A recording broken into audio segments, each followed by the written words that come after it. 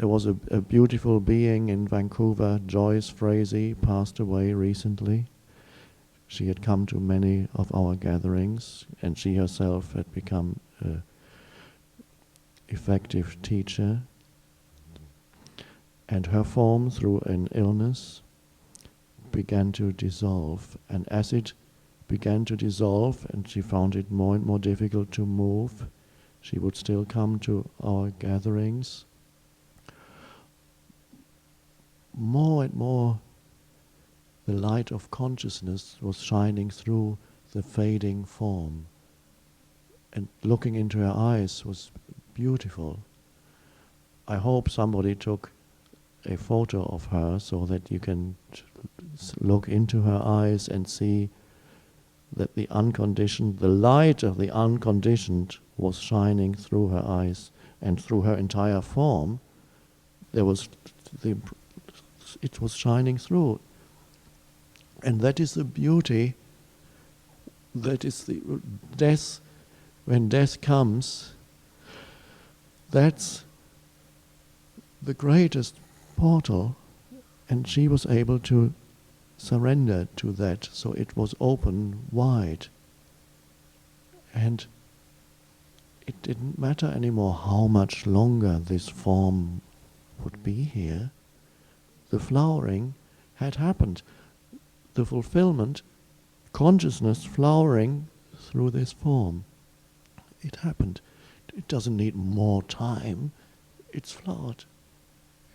It's the whole evolutionary impulse of the universe is towards that.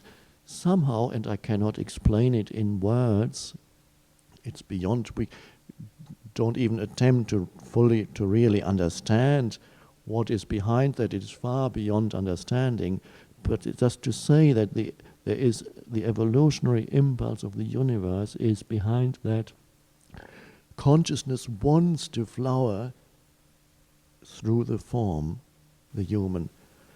It will flower through any form. It doesn't say you are more worthy than this, I will choose this form because you are more worthy. It flowers where there is a transparency, where the form, the rigid mind structures give way. They die first. Identification with that, me, mind-made self, goes. And this is why we are here, because as you sit here, you are finding death before death finds you. And the mind structures that you identified with as me, the thought forms die.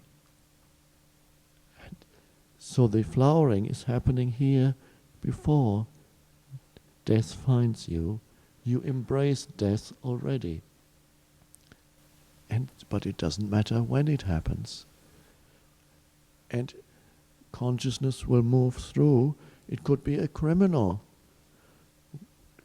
killed several people, inflicted suffering on others, and of course on himself. And in that midst of hell, in his cell, waiting for execution, suddenly, inside, the entire structure of the self, mental, emotional structures, dissolves, because the suffering is unbearable. And suddenly, something shines through.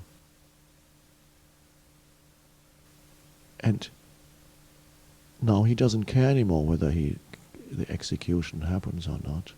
And there have been cases like that. There was a woman in Texas 2 or 3 years ago who had killed 2 people with an axe. She had been a prostitute, a drug addict, and with her lover killed 2 people with an axe. And she was on death row for several years. And at some point something happened in her, and surrender happened. And suddenly there was a being of great softness, beauty through. There was not, the strange thing is there was not even guilt anymore, because guilt is still to be identified with unconscious movements as me, to derive your sense of self from the movement of unconsciousness and saying, I did that, that was me. She saw the dreadful nature of that, but it no longer disturbed her peace. That wasn't her at all. That was not the consciousness that had now emerged. And then she was executed. She interpreted it in a Christian sense, I believe, because that was her surrounding culture. When this happens, sometimes when people speak about it and tell others about what happened to them, they may use certain words that correspond to their language or culture. But when you look beyond the words, you will see that they all point to the same. And there are some of those to whom it happens who can't even speak about it. They just look at you, and you look at them. They may be uneducated, they may not have much to say.